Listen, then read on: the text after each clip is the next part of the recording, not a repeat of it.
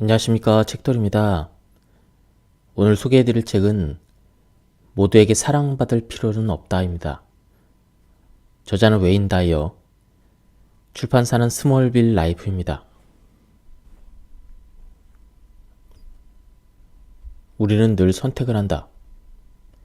매 순간 어떤 일을 할지 선택할 수 있으며 어떻게 느껴야 할지 또한 선택할 수 있다. 이번 장에서는 선택이라는 단어가 가장 중요하다. 운명 앞에서 악조건에 처했을지라도 감정적으로 반응하지 않고 성장하고 배워간다는 선택을 할 수 있기 때문이다.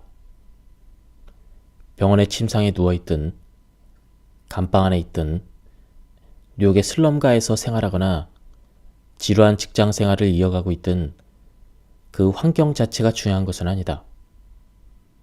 우리는 매 순간 선택을 하면서 지금 있는 곳을 좋아하게 될 수도 있고 원한다면 더 많은 것을 얻을 수 있는 곳으로 이동할 권리도 가지고 있다. 행복도 창의적이어야 한다. 나는 창의적이라는 말을 특별한 예술적인 자질이나 문화적인 능력으로 쓰지 않는다. 여기서 사용할 창의적이라는 단어는 음악, 문학, 미술, 과학 같은 영역과도 상관이 없다. 이 장에서 창의적이라는 단어는 행동한다와 비슷한 영역에서 쓸 것이다. 행동한다라는 말이 창의적이라는 단어와 만나면 세상의 어떤 일도 자신의 뜻대로 행동할 수 있는 능력을 뜻하게 된다. 당신이 어떤 일을 할 때 다른 사람의 의견이나 가이드북의 지시사항을 따르지 않고 자신의 생각에 의지했다면 창의적으로 행동하는 것이 된다. 창의적으로 행동하는 사람들은 자신이 처한 조건에 희생당하기를 거부한다. 창의적으로 행동하는 사람은 어떤 환경 속에서도 이렇게 질문을 한다. 어떻게 해야 여기서 최선의 경험을 만들어갈 수 있을까? 무엇을 말하고 어떻게 생각해야 배움을 얻고 성취를 이룰 수 있을까? 바라는 것이 있다면, 그리고 환경과 조건에 희생당하지 않으려면 이와 같은 태도를 가져야 한다. 당신은 지금 살고 있는 거리, 살고 있는 집, 지금 참석한 파티, 당신이 다니고 있는 회사를 좋아할 수 있다. 우리는 자신이 어디에 있는지 결정하는 주체이다. 자신이 선택한 곳이 마음에 들지 않는다고 계속 생각하면 무슨 보상을 받는가? 만약 당신이 있고 싶지 않지만 실질적으로 빠져나올 수 없는 그런 곳에 있다면, 예를 들어 감옥이나 위원회 같은 곳에 있다면 나가기 힘들다는 이유로 그곳을 싫어해야 할 이유는 없다. 지금 있는 곳을 싫어하며 스스로를 제물로 전락시키는 습관을 깨트려라. 불평만 하면 마음의 상처만 받으며 지금 있는 곳은 더 싫어진다. 그 대신 창의적으로 행동하여 자신에게 더 많은 기회를 주도록 노력하라. 사람들은 대부분 인생을 한 번의 경험으로 생각하고 그것의 좋고 나쁨을 전체적으로 판단하려고 한다. 이런 사람은 나쁜 경험을 한 번 하면 인생 전반을 불행하다고 간주한다. 하지만 인생은 한 번으로 끝나는 경험이 아니다. 삶은 끊임없이 변화하며 매일이 그 연속에 있다. 오늘 하루는 매 순간 새로운 경험으로 채워진다. 지금 이 순간의 삶은 같은 방식으로 반복되지 않는다. 이렇게 세상을 바라보면 헤아릴 수 없는 순간의 연속이 우리 인생이라는 사실을 알 수 있을 것이다. 인생을 한 번의 경험이라고 생각하는 사람들이 행복한 경우는 거의 없다. 계속해서 자신의 삶을 되돌아보며 평가하기 때문이다. 지나치게 삶을 되돌아보는 태도는 현실을 등지게 하며 지금 이 순간을 헛되이 보내게 한다. 이런 사람은 다른 사람이 행복한 이유를 운이 좋아서라고 생각하며 자신의 불행을 팔자로 여긴다. 자신의 운명을 통제할 수 없다고 믿기 때문에 능동적으로 움직이지 않는다. 하지만 인생을 연속된 경험이라고 생각하는 사람은 전혀 다른 태도를 가지고 있다. 이들은 삶을 바꿀 수 있다고 생각하며 자신이 통제할 수 있다고 믿는다. 낡은 방식을 고집하지 않고 언제나 새로운 방식을 쉽게 수용한다. 이들은 변화를 두려워하지 않는다. 오히려 열린 마음으로 반긴다. 내 인생에서 가장 큰 전환점이 되었던 순간은 수십 년 전 연구실 조교로 시험 감독을 하던 45분간이었다. 교실 뒤편의 칠판에 다음과 같은 글귀가 적혀 있었다. 성공은 여정이다. 목적지가 아니다. 칠판에 적힌 그 문구는 중요한 교훈이 되었다. 삶을 성취의 관점에서 하찮거나 혹은 기념비적이라고 평가해서는 안 된다. 그렇게 살아가면 항상 목적지를 찾지 않고는 견딜 수 없으며 한순간도 자신의 삶에 만족할 수가 없다. 달성한 것이 무엇이든 즉시 다음 목표를 계획하게 되며 자신이 얼마나 성공적인 삶을 살아가는지 또 얼마나 행복한지 가늠하는 새로운 잣대를 만들게 된다. 길을 걸으며 마주치는 모든 요소를 감상하고 경험하는 것이 인생이다. 여행길에 피어있는 수많은 꽃들을 즐겨라. 해돋이, 어린이들, 웃음, 빗방울과 새들을 감상하라. 미래 어느 지점에 있을 것을 기대하지 말고 그 순간을 만끽하라. 인생은 한 번에 하나의 순간만을 즐기는 것이다. 이 원리를 이해하고 있다면 희생자의 위치에 서는 일은 드물 것이다. 성취와 달성의 관점에서 인생을 평가하지 마라. 여행의 관점에서 삶의 행복을 바라보라. 행복에 이르는 길은 없다. 지금 걷는 길 자체가 행복이다. 창의적으로 행동하는 능력은 주어진 환경에서 자신을 위해서 어떤 태도를 선택하느냐에 크게 달려있다. 이 바람직한 태도는 순조롭게 일이 풀릴 때보다 난관에 직면했을 때 발전시킬 수가 있다. 난관에 부딪혔을 때 한 단계 나아가기보다 쓰라린 감정을 안고 물러나기가 훨씬 더 쉽다. 하지만 희생물이 되지 않도록 노력하면 불운에서 벗어나 상황을 유리한 방향으로 전환시킬 수가 있다. 국면을 전환하려면 주어진 상황을 잘 이용할 수 있도록 빈틈이 없어야 하며 희생자가 되지 않도록 각오를 철저히 해야 한다. 그 기회가 없을지라도 긍정적인 태도를 유지하며 침울한 기분으로 인해 잠재적인 이익을 놓치지 말아야 한다. 어린 시절 우리는 자기 인생을 크게 비관하지 않았다. 그 시절에는 모두가 난관이 닥쳐도 재빨리 이로운 방향으로 전환하는데 전문가들이라 눈보라가 닥치면 고대하던 일이 취소되더라도 쌓인 눈을 바라보며 하루 종일 낙담하지 않았다. 눈사람을 만들고 눈싸움을 하고 눈썰매를 타는 등 눈으로 할 수 있는 오락거리를 찾고 집 앞에 눈을 치워서 용돈을 벌기도 한다. 불평하며 시간을 낭비하지 않고 창의적으로 행동하는 것이다. 한때는 누구나 즉흥적으로 도구나 놀이를 만들어 지러한 상황을 해결하는 데 능숙했다. 우리는 어떤 상황에서도 즐길 수가 있다. 창의적으로 행동하는 일이 자연스러웠기 때문이다. 그러나 우리는 자라면서 조금씩 이런 특성을 잃어간다. 원하는 방향으로 일이 돌아가지 않으면 쉽게 포기하고 희생양으로 전락하고 만다. 넘어졌을 때 바로 일어나는 태도를 잃어버렸기 때문에 일이 한번 틀어지면 모든 것이 끝났다고 생각한다. 난관을 딛는 유리한 상황을 만들기 위해서는 그런 상황에 빠졌을 때 사람들이 일상적으로 사용하는 변명을 경계해야 한다. 그들은 당신이 포기하기를 바라며 변명한다. 그 변명을 받아들여 아무것도 할 수 없다고 생각하면 상황이 나아지기만을 기다리는 방법밖에 없다. 다음은 일상적으로 사용하는 별명의 사례들이다. 곧 연락드리겠습니다. 가장 기본적인 별명이다.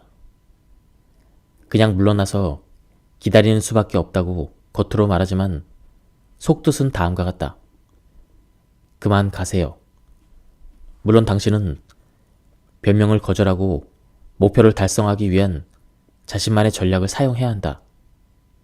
상급 관리자를 찾거나 항의를 하거나 그 밖에 여러 조치를 취해서 기다릴 수 없다는 태도를 분명히 하라.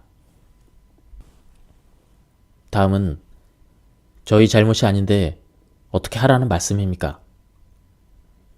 곤란한 상황에 처한 당신에게 자신의 무죄를 호소하며 책임을 당신에게 떠넘기는 변명이다. 이건 역시 당신이 그만 물러나기를 희망하는 말일 뿐이다. 이런 변명은 받아들이지 마라. 책임을 추궁하려는 목적이 아니라 해결책을 요구하는 것이라고 분명히 말하라. 이러한 전형적인 변명은 다양하게 변형되어 우리를 희생물로 삼는다. 난관이 나타날 때를 경계하고 준비하라. 니체는 이렇게 말했다. 이것이 나의 방법이다. 당신의 방법은 무엇인가? 정해진 방법 같은 것은 애당초 존재하지 않는다. 창의적으로 행동하려는 사람은 지나친 완고함과 융통성이 없는 고집에서 벗어나고자 한다면 니체의 말을 교훈으로 삼아야 할 것이다. 만약 한 가지 방식만을 고집해서 사람을 희생물로 전락시키는 사람과 직업적으로 얽혀있다면 관계를 끝낼 것을 고려하라. 그 선택을 고려하지 않는 사람은 바보나 다름없다. 새로운 자료나 증거가 수집되었는데도 전략을 수정하지 않으려는 변호사가 얼마나 위험한 인물인지, 새로운 증상이 발견되었는데도 맹장에 문제가 있다고 계획대로 수술을 진행하려는 외과 의사가 얼마나 끔찍한 사람인지를 상상해보자. 고집스러운 자세는 전문가들이 가져야 할 태도가 아니다. 잠재적인 재앙을 일으킬 수 있는 이런 태도는 반드시 고쳐야 한다. 대부분의 사람은 혼자서 누군가를 상대할 처지에 놓이면 양처럼 순해진다. 그들은 거대한 단체나 거물급 인사 혹은 시청을 상대로 이길 가능성이 거의 없다는 자세로 시작도 하기 전에 자신을 희생시킨다.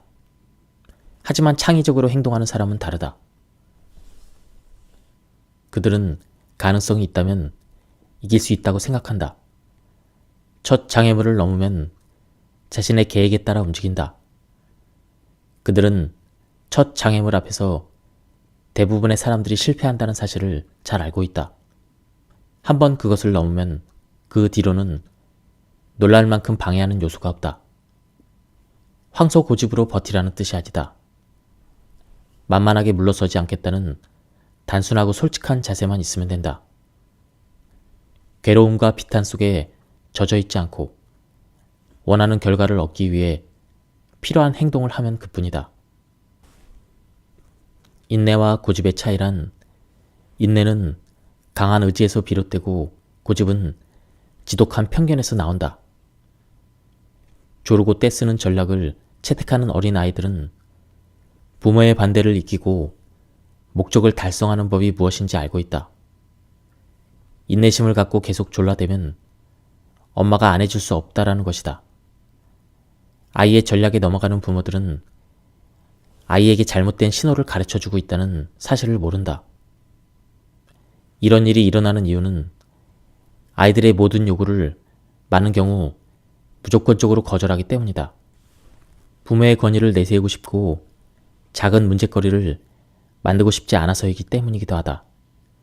습관적으로 거절당하는 아이들은 한 번 조르기를 포기하면 두 번 다시 기회가 없다는 것을 알게 된다. 많은 방해꾼들, 특히 기관이나 관청 같은 단체는 부모처럼 행동하려고 한다. 불평하고 불만을 가진 사람들 앞에 자신의 권위를 드러내는 것이다. 따라서 공공기관을 상대할 때는 다소 어린아이 같은 전략이 필요하다. 범법 행위만 없다면 졸라대는 아이 같은 전략이 효과적이다. 먼저 행동을 해야 먼저 해답을 얻는다. 창의적으로 행동하려면 습관적으로 무기력에 빠지는 상황에서 벗어나야 한다. 행동만이 답이다. 행동만이 무력감에서 벗어나는 유일한 길이다. 행동은 무력감뿐만 아니라 우울증, 불안감, 스트레스, 두려움, 걱정, 근심, 그리고 죄책감에서 벗어나는 가장 효과적인 처방이다. 움직이면서 우울증에 빠지는 것은 사실상 불가능하다. 행동하는 동안 혹은 무엇을 만드는 동안 의기소침해지는 것은 쉽지 않다.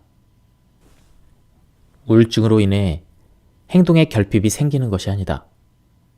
행동의 결핍이 우울증으로 이어진다. 종종 우리는 행동하지 않기를 스스로 선택한다.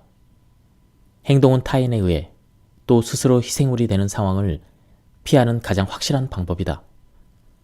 불평하지 않고 가지고 있는 문제점을 개선하기 위해 무언가를 하기로 결심했을 때 비로소 자신을 둘러싼 모든 것이 변화의 길로 들어선다. 맞는 말이지만 그렇다고 내가 무엇을 할 수 있을까? 이런 의문이 든다면 이에 대한 답은 간단하다. 아무것도 하지 않는 것보다 어떤 일이라도 하는 것이 더 효과적이다. 줄리아는 하루 종일 우울감에 빠져있던 환자였다. 그녀는 우울증을 가장 가까운 동맹군처럼 여기며 자신의 무기력을 방어했다. 조금이라도 활동적으로 만들고 싶었던 내 노력에 그녀는 한결같았다. 변화는 줄리아 스스로가 우울증에서 벗어나려고 하지 않는다는 사실을 인정한 후에 일어났다.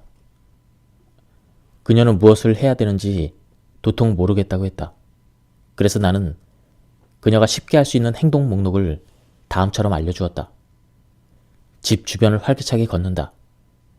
시나 단편 소설을 쓴다. 친구와 공놀이를 한다. 아르바이트에 도전한다. 도서관에 가서 직원에게 말을 걸어본다. 화초 가꾸기와 같은 집에서 할 수 있는 일을 만든다. 요가 수업을 듣는다. 춤을 춘다. 아픈 아이들을 간병한다. 누구나 약간의 창의력만 있으면 무기력에서 벗어날 수 있는 행동 목록을 만들어낼 수 있다. 줄리아는 메시지를 받아들였다. 왜 아무것도 할 수 없는지 한탄하고 있기보다 무언가를 하기 시작했고 우울함에 젖어있던 일상이 눈에 띄게 달라지는 것을 느꼈다. 근 3년 동안 항우울제에 의존하던 생활에서도 벗어났다. 우울증에서 벗어나는 비결은 마법이 아니다. 행동하는 것만으로도 가능하다.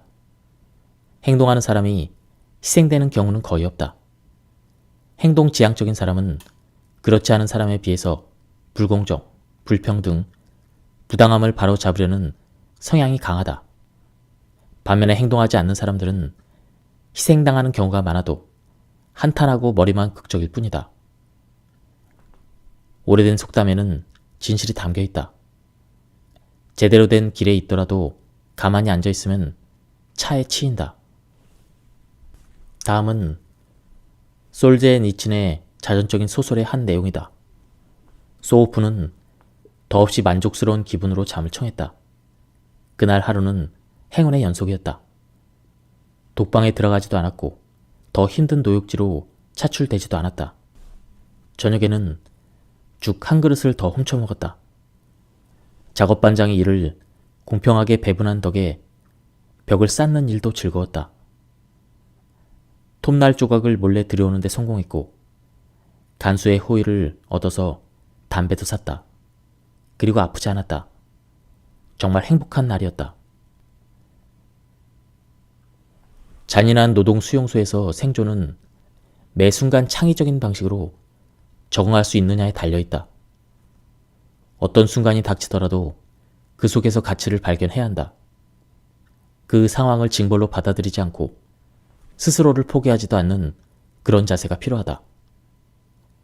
폭군들이 강요한 참혹한 조건에서도 살아남는 사람들은 대부분 동일한 자세를 가지고 있다. 전쟁 포로소부터 나치 생존자들, 악마의 섬에서 탈출한 빠삐용에 이르기까지 최악의 조건에서 생존한 사람들은 매 순간 창의적으로 행동했다. 지금 이 순간의 최고의 가치를 부여하고 패배적인 태도를 거부하는 것이 생존의 기본 요건이다. 대부분의 사람은 삶의 주도권을 다른 이에게 손에 맡겨놓고 살아간다. 불쾌하면서도 때로는 그러한 감정조차 느끼지 못하면서 고통을 감수한다. 스스로를 방어하기는커녕 무의식적으로 삶의 주도권을 타인에게 맡겨버린다. 그런 이들은 자신이 의지와 신념, 가치관에 반하는 삶을 살아가고 있음을 너무나도 잘 알고 있다. 하지만 그에 대한 대가는 참혹하다. 우울증 상담, 자살 예방 전화와 같은 서비스가 곳곳에 있다는 것이 그 증거이다. 하지만 이런 서비스가 아무리 많아도 사람들은 여전히 우울하고 불행하다. 이런 희생자가 되지 않으려면 삶의 주도권을 내가 쥐고 있어야 한다. 어떠한 방식으로 구속하려 해도 굴하지 않는 저항을 할 수 있어야 한다. 우리 모두에게는 자신을 불행에서 구해낼 수 있는 힘이 있다. 세상의 기준에 얽매여 스스로를 망가뜨리는 어리석은 짓은 이제 그만하자. 누구에게도 구애받지 않고 있는 그대의 모습으로 자유롭게 살자. 그것만이 진정한 행복을 얻는 유일한 방법이다. 이 책은 그 방법을 터득하게 해주는 든든한 응원군이 되어줄 것이다. 다시는 희생당해서는 안 된다. 앞으로도 영원히 남에게 조종당하는 희생물로 살지 않기 위해서는 스스로를 다잡는 훈련이 필요하다. 세상에는 나를 통제하고 조종하려는 수많은 함정이 있음을 인지해야 한다. 다행히 희생물이 되는 덫을 피할 방법이 있다. 바로 희생물이 되는 행동을 하지 않으면 된다. 그렇게 하기 위해서는 짧은 인생을 살면서 당신이 스스로에게 무엇을 기대하고 있는지 다시 한번 생각해 봐야 한다. 내가 가장 먼저 권하고 싶은 것은 남의 뜻대로 살지 않겠다고 결심하는 일이다. 그리고 자신이 희생물처럼 행동할 때가 언제인지 주의 깊게 관찰하는 것이다. 자유로운 삶은 여기서부터 시작된다. 자기 삶을 스스로 통제하지 못할 때 우리는 희생물이 된다. 여기서 핵심은 누가 통제하는가이다. 자기 운명의 실타래를 스스로 당기지 못한다면 다른 무엇이 당신을 조종하게 된다. 그렇게 우리는 다양한 방법으로 끝없이 희생당할 수가 있다. 희생물이 되는 사람들은 대부분 정신적으로 약해진 상태이다. 그들은 자신을 충분히 똑똑하지 않다고 여기며 자기 운명을 책임지기엔 강하지 않다고 생각한다. 그래서 이들은 운명의 결정권을 더 똑똑하거나 더 강하다고 생각하는 사람에게 넘긴다. 남들 앞에서 결코 자기 주장을 강하게 내세우는 일도 없다. 삶의 방향키를 자신의 손에 쥐고 있지 않을 때 우리는 희생물이 된다. 자기 파멸적인 행동을 하는 사람도 희생자가 된다. 우울, 불안, 걱정, 근심, 상처, 언짢은 기분을 안고 오랜 기간 살아가는 사람도 희생자들이다.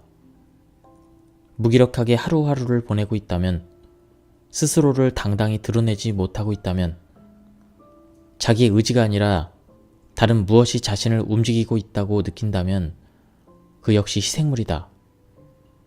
더 성장하기 위해 노력을 기울이지 않는 사람도 마찬가지다. 방금 내가 한 말에 반박하지 못하는 사람 또한 운명의 재물이다. 손쉽게 자유를 얻는 사람은 없다. 자유는 반드시 스스로 쟁취해야 한다. 누군가로부터 주어진 자유는 진정한 의미의 자유가 아니다. 자유를 부여하는 이는 언제나 당신에게 그 대가를 요구하기 마련이다. 자유롭게 산다는 것은 사랑하는 사람과 친구를 책임지지 않는다는 뜻이 아니다. 사실 자유로움이란 책임을 지겠다는 선택의 다른 이름이다. 인간은 책임감을 지니는 동시에 자유로울 수 있다. 고대 철학자 에픽테토스는 대화록에서 자유에 대해 이렇게 말했다. 자기 자신의 주인이 되지 못하는 사람은 결코 자유로울 수 없다. 이 인용구를 꼼꼼하게 다시 보면 이렇게 읽힌다. 스스로를 지배하지 못하면 결코 자유로울 수 없다. 자유로워지기 위해 다른 사람에게 힘을 드러내며 과시하라는 뜻이 아니다. 자유로운 사람들에게는 내면에 평화가 있다. 이들은 단지 타인의 변덕에 자신의 마음이 흔들리기를 거부한다. 이들은 사회가 기대하는 역할 규정에서도 자유롭다. 이들은 어떤 위치에서건 자신의 선택에서 자유를 느낀다. 그 선택에 대한 남들의 평가에 신경 쓰지 않는다. 이들은 책임감 있는 사람이다. 책임감이란 당신이 생각하는 것이 아니라고 설명하려 드는 타인에게 영향을 받지도 않는다. 진정한 자유를 획득하기 위해 다음과 같은 지침을 기억하라. 자기 삶을 이끌어가기 위해 스스로를 지지하는 것만큼 완벽한 방법은 없다. 에머스는 자기 신뢰라는 책에서 이렇게 말했다. 자신에게 평화를 가져다 주는 사람은 자기 자신뿐이다. 자신의 자유를 찾는 행위가 타인과의 관계 단절을 의미하진 않는다. 자유롭고 독립적인 사람들은 오히려 타인과의 관계에서 즐거움을 찾는다. 그들은 사람들과의 관계를 통해 행복감을 높이고 안정감을 갖는다. 무뚝뚝한 태도나 공격적인 자세로 사람을 대하지도 않는다. 무례한 사람이 자신의 삶에 끼어들어 통제하려는 시도를 언제든 거부할 수 있기 때문이다. 자유로운 이들은 마음속으로 다음과 같이 생각한다. 이것이 내 인생이야. 나만이 유일하게 경험할 수 있지. 내게 주어진 시간은 한정되어 있어. 나는 누구의 소유일 수 없어. 나한테서 이 권리를 빼앗으려는 모든 시도를 경계해야 해. 누군가 나를 사랑한다면 있는 그대로의 나를 사랑해야 해. 내가 그 사람이 원하는 것을 하기 때문에 사랑받아서는 안 돼. 냉정하게 판단을 해야 올바르게 행동한다. 상황을 평가하라는 의미는 적당한 경계심과 새로운 지성을 갖추라는 뜻이다. 새로운 지성을 갖추어야 부당한 대우를 받지 않는다. 새로운 지성이란 사람들의 의도를 파악하고 어떻게 행동하는 쪽이 자신의 목적을 달성하는데 최선의 방법인지 예측하는 능력이다. 새로운 지성을 키우면 대화를 하기 전에 혹은 재물이 될 수 있는 함정에 빠지기 전에 앞으로 마주하게 될 상황을 예측할 수가 있다. 그러기 위해서는 주어진 상황을 객관적으로 평가하는 태도가 필요하다. 다음은 조지의 예를 살펴보자. 조지는 하자가 있는 바지를 반품하기 위해 백화점에 갔다. 그는 매장에 도착하자마자 직원이 불친절하고 무례하다는 느낌을 받았다. 그러나 조지의 목적은 바지를 환불받는 것이지 피곤에 찌든 점원과 언쟁을 하는 것이 아니었다. 점원과 조금이라도 불편한 상황이 벌어지면 관리자를 설득하는 일은 더 어려워질 것이다. 조지는 그들과 싸우고 싶지 않았다. 반품 불가를 고수하는 것은 점원들의 일이다. 어쩌면 영업 방침을 지키는 일 외에 아무것도 할 수 없는 그들이 규율의 희생물일 수도 있다. 상황 평가를 끝낸 조지는 점장에게 직접 갔다.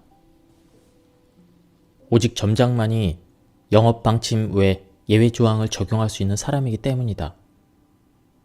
조지는 이 백화점의 규율과 고객을 부당하게 대우하는 직원에 대해 정중하게 항의했다.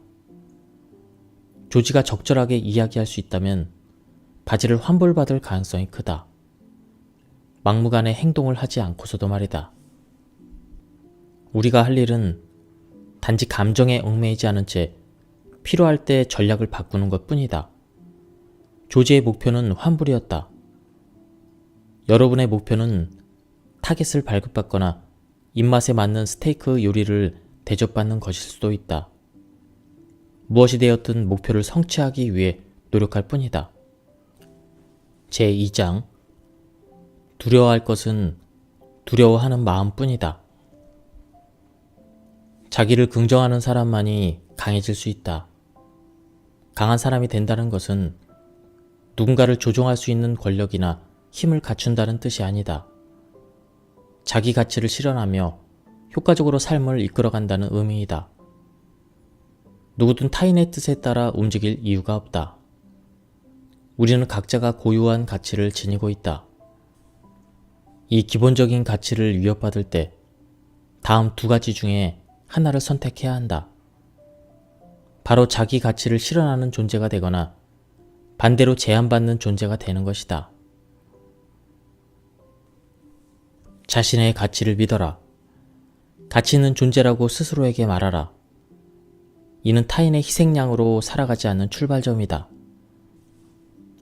가치 있는 존재로 행동하기 시작할 때 비로소 스스로의 가치가 빛을 발한다. 강한 사람이 되라는 의미의 본질이 여기에 있다. 희생물이 되지 말라는 의미도 여기에 있다. 자기 가치 실현은 타인을 마음대로 움직일 수 있는 권력에서 비롯되지 않는다. 단지 스스로의 가치를 믿고 그렇게 행동하겠다고 약속하면서 실현된다. 강한 사람이 되지 못하는 이유는 몹쓸 두려움이 우리 안에 자리 잡고 있기 때문이다. 만약 그렇게 하면 무슨 일이 일어날까? 이 생각에 사로잡히는 순간 한 발자국도 앞으로 나아갈 수 없다. 두려움은 이 세상 어느 곳에도 실제하지 않는다. 두려움에 시달리며 좋지 않은 무언가를 상상하는 자신만이 있을 뿐이다. 당신이 허락하지 않는 한 당신에게 위해를 가할 수 있는 것은 세상에 없다. 두려움에 떨면 그 두려움에 스스로 잡아먹히게 된다. 뭔가 안 좋은 일이 닥칠 거야 라고 확신하는 순간 스스로를 제물로 만든다. 두려움에 사로잡힌 사람들은 수천 가지 변명을 만들어낼 수 있다. 하지만 두려움은 우리 내부에서 생겨난다. 두려움의 대부분은 생각의 부산물이다. 생각하는 일이 실제로 일어나는 경우는 극히 드물다. 그리스 시대의 한 현자는 이렇게 노래했다. 나는 이미 늙고 늙은 몸, 수많은 고민거리를 안고 살았지. 그것들 가운데 대부분은 일어난 적조차 없다네. 행동은 두려움을 없애는 유일한 무기이다. 귀로 들으면 잊어버린다. 눈으로 보면 기억한다. 행동을 하면 이해한다. 일부러 두려움을 유발하는 행동을 하여 두려움 자체에서 해방된다는 것이 어떤 느낌인지 잘 모를 수도 있다. 언젠가 해변에서 어떤 어머니가 아이에게 이렇게 소리치는 것을 들었다.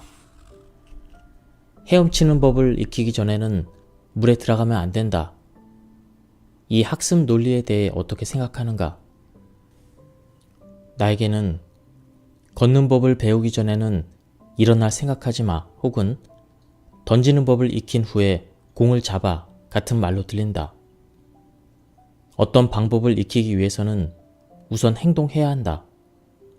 행동 없이 무언가를 익히기를 기대하는 사람이 있다면 당신은 그를 이상한 사람으로 생각할 것이다. 마찬가지로 두려움 앞에 꼼짝 못하는 이유를 어린 시절 어른으로부터 배우지 못한 탓이라고 둘러댄다면 이는 변명에 지나지 않는다. 행동하지 못하는 이유를 찾는 한 우리는 늘 같은 방식으로 희생될 뿐이다. 어린 시절 경험이 부모의 가르침 그대로 따라한 결과라면 현재 자신을 변화시킬 수 있는 것 역시 배우고 행동하기밖에 없다. 넘어지면서 걸음마를 배우듯 시행착오는 필수이다. 혹시 시행착오로 인해 원하는 목표까지 거리가 더 멀어지고 성공할 가능성이 줄어든다고 생각하는가? 필수적으로 겪어야 될 경험을 거절하겠다면 스스로에게 이렇게 말하는 것과 같다. 알고는 있지만 하지는 않겠어. 용기는 나에 대한 믿음에서 시작된다. 두려움과 맞서기 위해서는 용기가 필요하다. 굳건한 의지 없이 두려움과 기꺼이 마주하기란 정말 어려운 일이다. 용기란 비난의 한가운데로 달려들어가 스스로를 믿고 자기가 내린 선택의 결과를 받아들이며 거기서 깨달음을 얻는 것을 뜻한다. 자신이 내린 결정을 신뢰하여 제도와 타인에 의해 조종당하는 삶을 끊어버리는 것이다. 만약 그렇게 했을 때 나에게 어떤 최악의 일이 일어날까? 반복적으로 이 질문을 던지면서 내면의 용기를 단련할 수 있다. 현실적인 가능성을 고려하면 우리가 상상할 수 있는 최악은 발생하지 않는다. 어린아이는 어둠을 무서워하지만 정작 어둠 속에는 아무것도 없다. 좋은 방향으로 아무 변화도 일어나지 않는다는 사실이 당신이 걱정해야 할 최악이다. 인간이 할 수 있는 최고의 용감한 행위는 용감하지 않으면서도 용기와 행동을 일치시키기 위해 노력하는 것이다. 3장 과거에 얽매여 현재를 놓치지 마라. 동물들은 지난 과거에 초점을 맞춰 살아갈 수 없다. 과거의 일을 곱씹지 않으며 비난에 맞대응하지도 않는다. 그들은 단지 현재를 살아간다. 과거라는 대조표에 희생당하지 않기 위해 우리 또한 동물의 행동에서 깨달음을 얻을 수 있다. 과거에 속박되지 않는 방법은 다음과 같다. 첫째, 바꿀 수 없는 과거가 무엇인지를 자각하자. 둘째, 그 과거를 이용해 세상이 어떻게 당신을 희생물로 만드는지 인식하자. 셋째, 과거를 자책하며 어떻게 스스로 제물로 전락하는지 의식하자. 넷째, 자발적인 희생물이 되지 않으려면 또 타인의 제물이 되지 않으려면 어떤 방법으로 대응해야 되는지 파악한다. 결코 다른 식으로는 일어나지 않을 일들로 그것으로 인해 고뇌하고 불평하는 것만큼 어리석은 자세는 없다. 시인이자 사상가 랄프 왈도 에머슨은 에세이 섭리에서 다음과 같은 글을 남겼다. 할 수 있는 일을 하자. 여름에는 파리가 꼬이고 숲속을 걷다 보면 모기에 물리기 마련이다. 그로부터 100년이 넘게 지났지만 여름에는 여전히 파리가 날아다니고 숲속에는 모기가 있다. 누군가 당신에게 그러니까 그렇게 했었어야지 라고 한다면 조심하라. 했었어야지 라고 한다면 당신이 이미 한 일이 바뀌지 않는다. 단지 당신이 잘못을 저질렀음을 인정하는 데 익숙해질 뿐이다. 그리고 지금부터 무엇을 해야 되는지 그것에 대해선 아무도 알려주지 않는다. 당신을 희생물로 만들 수 있는 잠재적 삶의 방해꾼들은 대화의 초점을 과거에 맞춘다. 대화가 과거에 맞춰 진행되면 절대로 당신이 지금 목표로 하는 것을 얻어낼 수가 없다. 이 비열한 게임이 어떻게 진행되는지 예를 들어보도록 하자. 아더는 금요일 오후 이사를 마쳤다. 그는 지역 전력회사에 전화를 걸어 집에 전기가 들어오지 않는다는 사실을 알렸다. 상담원은 이렇게 말했다. 수요일에 전화하셨어야죠. 지금 뭘 하기에는 너무 늦습니다. 이런 식으로 끌려다니면 아더는 목적을 달성할 수 없다. 전기 설치를 하려면 이틀 전에 미리 고지해야 한다는 회사 방침을 아더는 알 방도가 없었다. 수요일로 돌아가서 전화를 할 수도 없는 노릇이다. 아더 입장에서 했었어야죠 같은 조언은 터무니없고 쓸모도 없는 말이다. 하지만 아더는 권한 있는 사람이 지시를 내리면 그날 당장 전기 설치가 가능하다는 사실을 알고 있었다. 그는 접수원에게 곧장 윗사람과 이야기를 하고 싶다고 한 뒤 그에게 상황을 설명하고 집에 전기를 설치해 줄 것을 요청했다. 접수원이 거듭 불가능하다고 하곤 했지만 전기는 그날 저녁에 들어왔다. 그렇게 했었어야지라는 표현을 사용하는 사람들은 당신이 지난 실수로부터, 과거의 무지로부터 무엇을 배웠는가에는 흥미가 없다. 그로 인해 당신이 어떤 죄책감을 갖는지에만 관심이 있다. 그렇게 했었어야지라는 올가미를 피하는 유일한 전략은 지금 실제로 할 수 있는 합리적인 대안에 집중하여 희생물의 재단에 스스로 올라가지 않는 것이다. 누군가 그렇게 말해온다면 그렇게 했었어야지요. 시간을 거꾸로 돌릴 수는 없잖아요. 그것보다 지금 당장 할 수 있는 일에 대해서 이야기합시다 라고 해보자. 아더가 전기 설치를 성공한 것처럼 당장 오늘 전기가 들어와야 되는데 담당자라는 사람이 계속 수요일 타령만 합니다 라고 말이다. 말이 되는 사람과 대화를 하는 것이 최선이다. 4장 타인과의 비교가 모든 불행의 시작이다. 타인과의 비교를 통해 어떻게 살아갈지를 결정하는 태도는 현대인의 고질병이다. 우리는 자유롭게 살기 위해 비교라는 함정을 벗어나야 한다. 비교에서 벗어나 자신에 대한 강한 신념을 다져야 한다. 비교라는 함정에 빠지지 않기 위해서는 나는 세상에서 유일한 존재라는 사실을 깨달아야 한다. 고대 격언은 이렇게 말한다. 내가 가는 곳이 어디든 나는 나다. 마음속 깊숙이 숨겨져 있는 생각과 욕망, 그리고 은밀한 감정이 당신의 것과 똑같은 사람은 세상 어디에도 없다. 이 개념을 받아들인다면 왜 다른 사람의 사례를 자신의 기준으로 삼는 것이 우스꽝스러운 일인지 알 수 있다. 독특한 개성을 지닌 사람들이 모여 인류라는 집단을 구성한다. 너무 다르다는 특성은 그 집단의 위협이 되기도 한다. 물론 역사를 돌이켜보면 자신만의 독특함으로 위대함을 창조한 사람이 있다. 세상은 그들을 숭배한다. 학교 교실은 정상 곡선과 같은 기준을 사용해 학생들을 적합한 사람과 부적합한 사람으로 가른다.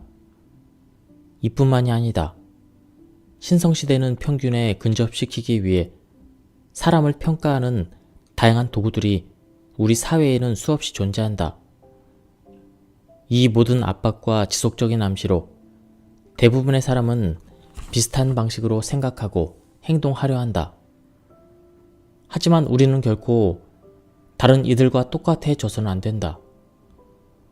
그렇게 살지라도 여전히 나 자신은 독특한 사고와 감정으로 세상을 살아가는 유일한 존재임을 자각해야 한다. 나를 희생할 만한 규칙 따위는 없다. 우리는 다른 사람과 동등한 대우를 받을 권리가 있다. 그러나 방침이라는 이름하에 부당한 대우를 받을 때 상대가 당신을 희생양으로 삼고자 하는 그런 명백한 것이 있을 때 맞설 수 있어야 한다. 일부 점원들은 이 방법을 이용해 사람들을 다루는데 아주 능숙하다. 점원들은 고용주의 방침을 모든 사람에게 적용하여 보수를 받는 사람들이다. 그들은 다음과 같은 말을 기계적으로 한다. 저기 저쪽 손님 보세요. 아무런 불만 없으시잖아요. 어디나 다 똑같아요. 점원들이 남과 비교 전략을 어떻게 사용하는지 다음 두 사례를 통해 보도록 하자. 이 이야기는 내 지인들의 실제 경험담인데 그들은 이 상황에서 성공적으로 대응했다. 먼저 나의 지인 사라는 식료품점 옆을 지나가다가 유리창에 오렌지 주스 1달러에 3리터라는 문구를 보았다. 착한 가격이라고 생각한 사라는 안으로 들어가서 6리터를 구입해 종이봉투 안에 또 종이봉투를 넣어 튼튼하게 포장한 뒤에 계산대로 가져갔다. 포장을 본 점원은 퉁명스럽게 말했다. 손님, 이중 포장을 하시면 안 돼요. 규정에 어긋납니다. 그 규정은 이치에 맞지 않아요. 보세요. 자전거를 타고 왔어요. 이중 포장을 하지 않으면 집에 가기도 전에 길바닥에 쏟을 거예요. 사라는 이렇게 말했다. 하지만 계산원은 이 일에 자존심이라도 걸린 것처럼 이중 포장은 안 됩니다 라는 말만 반복했다. 사라는 가게의 방침이 중요하다는 것을 알고 있었다. 미국인들의 터무니없는 종이 낭비도 줄여야 하고 가게 또한 부대 비용을 줄여야 영업이익이 늘어난다는 사실을 잘 알고 있었다. 하지만 그녀는 이 상황이 불합리하다고 생각했다. 이 경우는 좀 예외적이지 않을까? 그래서 사라는 그녀에게 오렌지 주스 3리터는 한 봉투에 또 다른 3리터는 다른 봉투에 담으면 그것도 문제가 되냐고 물었다. 점원은 그 경우에는 괜찮다고 했다. 아니, 봉투 2장을 사용하는 것은 똑같지 않은가? 점원의 얘기가 문제가 있다고 생각한 사라는 매니저를 불러달라고 했다. 그래서 그것이 얼마나 어리석은 방침인지 말해주었다. 사라는 이중 포장을 한 오렌지 주스를 집에 들고 돌아갔다. 다음은 저자가 말하는 대응 방식입니다. 그들의 말을 역이용하라. 상대의 말을 역이용하는 방법은 예를 들어 이런 식이다. 지난주 아무 불평도 없었던 손님이 있었다고요? 아, 잘 알겠습니다. 그런데 지난주 사장님보다 훨씬 더 친절했던 업체가 있었다는 걸 말씀드리고 싶네요. 사촌 형처럼 명문대에 가라고 말씀하시지만 아빠도 삼촌처럼 관대해 지라고 말씀드리고 싶어요. 그러면 상대도 그 게임이 수월하지 않다는 사실을 곧 알게 된다. 도저히 답이 안 나올 땐 상대하지 말아라. 상점 점원과 같은 사람들이 당신을 도와줄 의사도 그럴 의향도 없다는 것을 알았다면 그들이 다들 아니면 다른 손님도 규정상이라는 말을 반복하며 그 기준을 따라야 한다고 고집한다면 더는 상대하지 마라. 더 말해봐야 입만 아프고 대화를 계속하면 빠져나올 수 없는 수렁에 빠지게 된다. 변호사, 세무공무원, 의사와 같은 소위 전문가들과 상대할 때도 마찬가지다. 이 전문가들보다 당신이 더 많은 것을 알고 있다는 생각이 들고 그들로부터 도움을 받을 수 없을 것 같다면 정중하게 물러나 해답을 구할 수 있는 다른 전문가를 찾아야 한다. 이 상황을 빠져나오지 못하고 어떤 도움이 있을 거라고 기대한다면 거의 항상 그들의 희생양이 된다. 아인슈타인은 이렇게 말했다. 위대한 정신은 항상 평범한 사람들의 격렬한 반대에 부딪힌다. 얼마나 멋진 말인가. 위대한 일을 성취하고 싶다면, 자신만의 정상을 향해 달려가고 싶다면 스스로를 처음이자 마지막 스승으로 삼아라. 당신이 마주하게 될 격렬한 반대에 귀를 기울이면 곧 몰락하게 될 것이다. 사람들은 항상 비교할 것이다. 그것이 바로 당신을 그들의 뜻대로 움직여서 순우하게 만드는 도구이기 때문이다. 희생당하지 않으려면 타인과의 비교를 거부하라. 비교라는 무기를 통해 당신을 뜻대로 조종하려는 그 모든 시도를 없애라. 5장. 이해를 구하지 말고 있는 그대로를 보여라. 자신의 가치를 높이기 위해선 묵묵히 역량을 키워가야 한다. 묵묵히 역량을 키워가라는 말은 무슨 의미일까? 우리는 종종 자기 삶에 일어난 일을 다른 사람에게 말하여 평가를 받으려고 한다. 자기 만족으로 그치지 않고 다른 사람에게도 알리고 싶은 이 욕구로 인해 우리는 희생양이 될 수 있다. 평가받고 싶다는 욕망에 사로잡히면 당신의 가치는 다른 사람이 당신을 어떻게 인식하느냐에 따라 좌우된다. 그들이 당신의 가치를 인정하지 않거나 어떤 이유에서든 당신이 이룩한 성취를 폄하하면 그것으로 당신의 모든 것이 붕괴될 것이고 결국엔 그들이 당신을 조종하게 된다. 묵묵히 역량을 키워가라는 말은 동료들에게 자신의 성취를 과시하지 말라는 뜻이기도 하다. 성과를 자랑하면 언제든 그들이 모함을 하려 든다는 것을 쉽게 알 수 있을 것이다. 묵묵히 역량을 키워갈 수 있는 핵심은 스스로 자신에 대해 얼마나 만족하느냐에 달려있다. 자존감이 있는 사람이라면 자기 존재만으로도 충분한 가치를 느낀다. 하지만 자존감이 없을 때는 타인의 평가에 의지하게 된다. 그리고 그로 인해 공경에 처하게 된다. 고독은 타인의 간섭을 막아내는 방어막이다. 감정은 이해받을 필요가 없다. 고독을 지켜라. 그것은 다른 사람이 우리 삶에 끼어드는 일을 막는 방어막이다. 운둔자처럼 외톨이처럼 행동하라는 뜻이 아니다. 당신의 사생활을 지키기 위해 당신이 가진 권한이 무엇인지 세밀하게 관찰하라는 뜻이다. 사생활을 지킬 수 있어야 그 영역으로 뛰어들어와 당신을 희생양으로 삼으려는 사람들을 막을 수가 있다. 헨리 데이비드 소로는 월든 호수에서 2년을 홀로 살며 고독에 대해서 다음과 같이 썼다. 사람들이 자주 물었다. 거기 혼자 있으면 외롭잖아요. 사람들과 함께 있는 것이 낫지 않을까요? 그러면 나는 이렇게 대답했다. 왜 내가 외로움을 느낀다고 생각하죠? 은하수 아래 우리 지구도 혼자일 뿐입니다.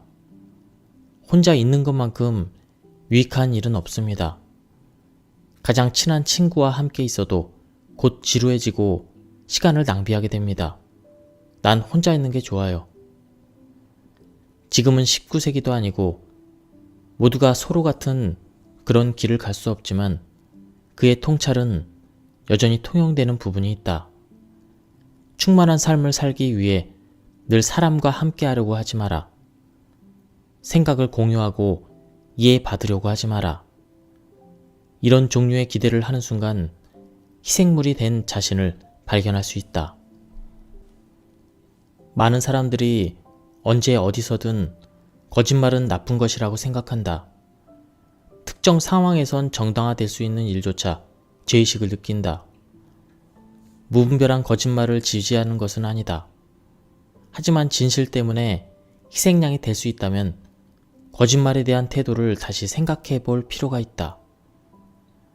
거짓말이 덫에서 빠져나올 수 있는 위란 전략이고 또 최고의 책략이라면 사용하는 데 주저하지 마라. 탈출 계획을 짜고 있는 전쟁포로에게 간수가 탈출 계획이 뭐야? 라고 묻는다고 고지고대로 대답해야 될 만큼 도덕의 가치는 엄격하지 않다. 당신의 비밀을 알고 싶어 코치코치 캐묻는 상황은 일상에서 다반사로 일어난다. 당신을 전쟁포로로 상정하고 그 상황을 평가하라. 만약 진실을 말했을 때 희생물의 재단에 올라갈 가능성이 있다면 그 비밀을 지켜야 한다. 부모 세대와 이야기를 나눌 때마다 나는 그들에게 친구 관계를 생각해 보라고 권유한다. 그리고 친구처럼 가족 구성원과 자식을 대하라고 한다. 예를 들어 친구가 당신의 테이블에 우유를 엎질렀다면 아마 이렇게 말할 것이다. 괜찮아, 닦으면 돼. 하지만 자녀가 같은 일을 저지르면 달라진다. 너는 왜 하는 것마다 이 모양이니? 친구를 대하듯 자녀와 배우자, 다른 형제 자매를 대하라. 수많은 결혼 문제, 가족 문제를 상담해온 경험에 비추어 우정의 척도를 가족에게 적용하는 사람은 거의 없다. 친구를 대하듯 가족을 대한다면 세상은 조금 더 행복해질 것이다. 적어도 우리는 가족에게 자신이 바라는 것을 알려줄 수 있다. 희생물이 되는 행동을 하지 않고 끊임없이 자신을 입증하려는 시도를 하지 않으면서도 훨씬 건강한 관계를 만들 수가 있다. 우리는 이 땅에 평범한 인간으로 온다. 모든 이의 이해를 받으려고 하지 마라. 다른 사람에게 자신을 증명하려는 순간 그들의 재물이 되기 쉽다. 당신을 위한 일을 조용히 해 나가라. 당신의 성과를 여기저기 자랑하지 않고 스스로 만족하면 충분한 자유를 누릴 수 있다. 당신이 누구인가를 정확히 인식하려면 사람들에게서 되도록 멀리 떨어져라. 이를 이해했을 때 인정받으려는 욕구로부터 멀어지고 인생은 풍요로워진다. 평가받기 위해 노력하지 말고 지금 이 순간을 살아라. 모두가 온전히 이해했으면서 살지 않았다는 사실을 받아들여라. 선택은 당신에게 달려있다. 모든 사람은 전혀 모르는 이에게 더 친절하다. 심지어 자기 자신에게 하는 것보다 더 친절하게 대한다. 스토아 철학자 에픽테토스는 수천 년 전 이미 다음과 같이 말했다. 모욕은 그들이 주는 것이 아니다. 우리가 모욕이라는 관점으로 그것을 받아들일 때 모욕감이 일어난다. 다시 말해 그 도발을 우리 자신의 의견으로 받아들일 때 모욕감이 생기는 것이다. 상처는 타인의 행동에서 비롯되지 않는다. 그들의 행동에 당신이 어떤 반응을 했느냐에서 기인한다. 상처받는 것에 대한 태도와 기대감을 바꾸면 부당한 대우를 끝낼 수가 있다. 아울러 희생물이 되는 상황을 예방할 수 있다. 인간관계에서 인내는 상대에게 나를 마음대로 취급하라고 가르치는 방법이 되기도 한다. 만약 당신이 부당한 대우를 그저 인내하고 있고 그것이 꽤 오래되었다면 당신을 그렇게 취급해도 저항하지 않겠다는 메시지를 그들에게 보내는 셈이다. 복잡하게 생각할 필요가 없다.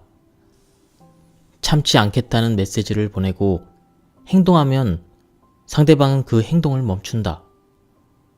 그들이 원하는 것은 무기력한 당신의 모습을 확인하고 자기가 원하는 대로 당신을 취급하는 것이다. 조용히 참기만 하면 그들은 당신을 마음대로 다룰 수 있는 권리를 얻은 양 행동한다. 당신이 계속 그렇게 취급해도 된다고 그들에게 가르친 꼴이 되기 때문이다. 세상에서 가장 뛰어난 선생은 행동이다. 단호한 결심을 표현하는 행동은 선의로 포장된 수백 개의 말보다 가치가 있다. 어린아이들이 자기 또래를 어떻게 괴롭히는지를 보라. 10중 8구는 덩치가 큰 아이가 작은 아이를 괴롭힌다. 작은 아이들은 큰 아이에게 애원하거나 울고불고 소리를 지르겠지만 그렇다고 괴롭힘이 멈춰지는 것은 아니다. 만약 작은 아이가 어느 날 냅다 주먹으로 반격을 했다고 하자. 그러면 덩치 큰 아이에게는 두려움이 생긴다. 덩치도 훨씬 작은 놈이 나랑 싸우겠다니 이거 만만치 않은데? 괜히 계속 괴롭히다가 망신만 당하는 건 아닐까? 내버려 두고 다른 놈이나 골라야겠다. 행동은 나를 괴롭히면 안 된다는 사실을 가르쳐주는 유일한 방법이다. 다시 괴롭힘을 당할 수 있을지라도 당당히 맞서라. 위험을 감수하지 않으면 그와 같은 비열한 행위는 막을 수 없다. 방해꾼들의 감언이설과 약속 같은 것들은 믿지 말아라. 그들은 행동으로 저항하지 않으면 어떤 방식으로든 괴롭히려 든다. 7장 나를 지킬 수 있는 사람은 결국 나뿐이다. 자유란 다른 사람의 지배로부터의 자유로움만을 의미하지 않는다. 물질로부터, 일과 회사로부터, 인간이 만든 모든 조직으로부터의 자유, 그건 역시 중요하다. 가족, 친구와 같이 그런 인간관계에서 자신의 주체성을 격렬하게 주장하는 사람도 일과 조직의 문제로 오면 아이러니하게도 종속적인 사람이 된다. 그들에게 자신을 위한 시간은 없다. 세상에 일편단심으로 헌신해야 될 가장 중요한 대상이 있다면 그것은 바로 당신 자신이다. 어떤 업무에 종사할 수 있고 조직에 소속될 수 있지만 꼭 그 일을 안 해도 수많은 대안이 존재한다. 하지만 우리 인생은 한 번뿐이다. 헌신은 자신을 덜 중요하게 여기고 조직이라는 이름 앞에 자기를 희생할 때 많이 오용된다. 무엇에 헌신할지는 전적으로 당신에게 달렸다. 자신의 행복을 추구하며 가족을 보살피고 사랑하는 일을 인생에서 가장 중요한 덕목으로 삼을 수 있다. 세상의 일을 설명할 필요는 없지만 무엇에 헌신해야 할지는 당신이 정해야 한다. 예, 지금까지 이 책에 대한 리뷰를 모두 마쳤습니다. 이 책은 웨인 다이어의 책답게 내용이 굉장히 심도 있고 깊이도 있고 좋았습니다. 그리고 책 내용도 굉장히 방대하고 좋은 내용이 많아서 한번 읽어보실 것을 추천드립니다. 예, 여기까지 들어주셔서 감사합니다.